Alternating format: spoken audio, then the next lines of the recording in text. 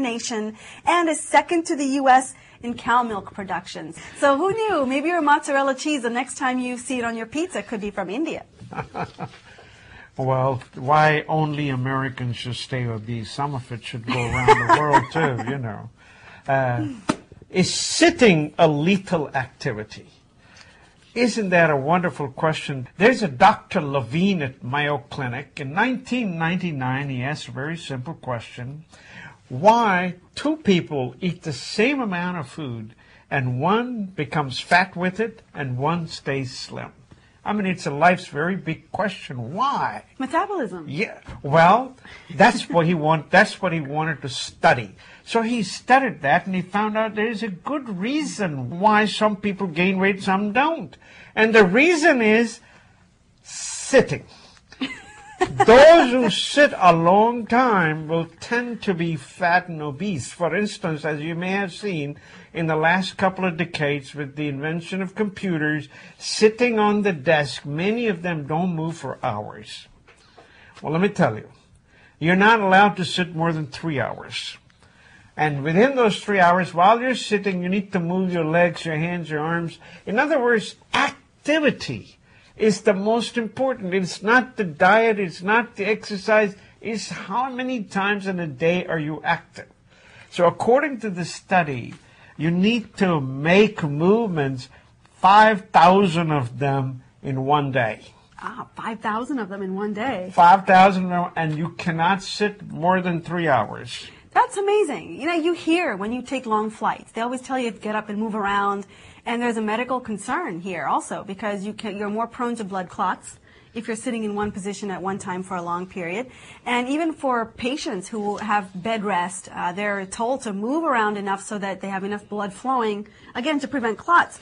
So this isn't rocket science as far as discovery goes, but I've never seen anyone actually propose that we do stuff as we're sitting to try to keep that blood pumping and flowing, even in our natural jobs. Yeah, you know, everybody's asking these days, hey, my metabolism is bad. My metabolism is this. No. Take a look at your, working habits. Take a look. You sit too long. You know, but according to this article, people sit as much as 600 minutes a day. Wow. I mean, that's 10 hours of the day they're sitting doing nothing, watching television, sitting behind the computer. Recently, I've gained weight. I have a feeling it is because I sit behind the computer desk. I used to go on sites and all of that. I have curtailed that activity. I got to pick it up, man. I tell you, I'm gaining weight, and I am sure he was writing about me when he wrote this article. That's it. Next week, we're going to be standing up yeah. for the show. And this is why, from now on, I've asked my office to make sure I get standing table, computer, and I will work on my computer standing up, and I'll only sit when I'm tired. A lot of business places have started this concept of standing meetings, so you're not allowed to come into a conference room and sit. Because what happens is once you sit, then you park yourself there for a long time. Whereas the idea behind standing meetings is you come in, obviously no one wants to linger very long because you can't sit, so you make better decisions, quicker decisions. You get in, you get out, you get on with your life and your work.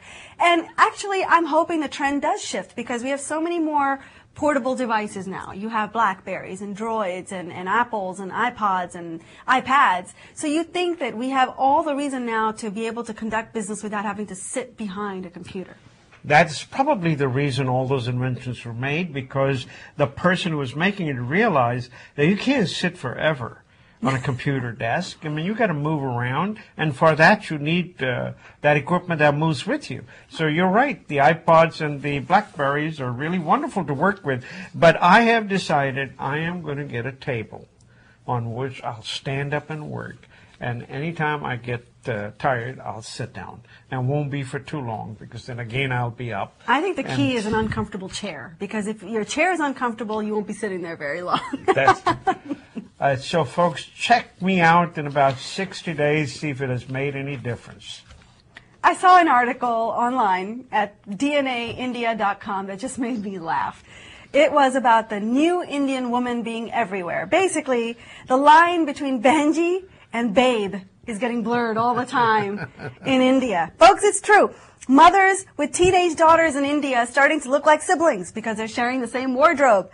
The man in the museums and in many of the tourist places is now alone because his wife is out working. And at office parties, the husbands are just mere attachments now for the women that are there.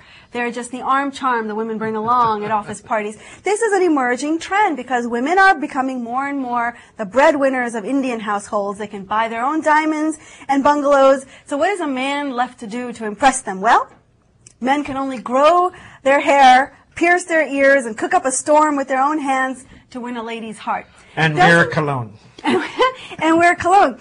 But as I was reading this, I was thinking, my, how quickly the tables can turn. Yes. How quickly it is that within a few decades, even in a place like India, you can have women so quickly embrace Western philosophies, get out of the house, and live what is effectively a man's life in India. And unfortunately, the men in India are becoming confused because, as the article says, we're used to the mentality in India of all women, regardless of whether they're young, old, grandmothers, cousins. They're all behenjis, sisters.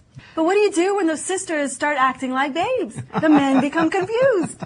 I want to tell you, it was never confusing. Up until 3 years ago, you landed at the airport, you knew it was a man's world. You're telling me now it's changing?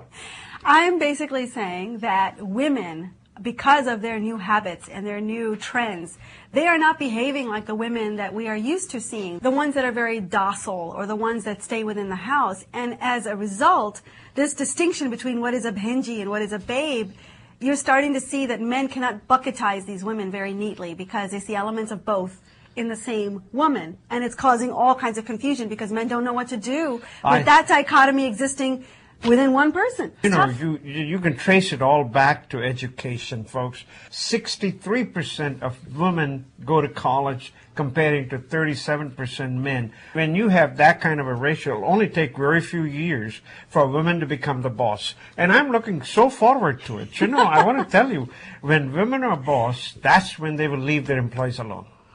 Well, I think women make different kinds of leaders than men. I think our habits are different, our choices are different, the things we prioritize are different, the way we value certain things are different. They're not necessarily better or worse, it's just different. And so ideally, companies would leverage the strengths of both, right, men and women. But in India, certainly you're seeing a shift towards women a bit, and in some ways it can be a negative effect too. Divorces in India are going up. In fact, they're skyrocketing. Just a decade ago, divorce was a dirty word in socially conservative India. You just didn't see them happen. And you don't see them happen for a couple of reasons. One, the family blows a fortune trying to get married in the first place. Yes. Right? I mean, you think about how lavish these weddings are, and then if you have to announce a divorce, it's very taboo. Number two, it's a disgrace upon the family.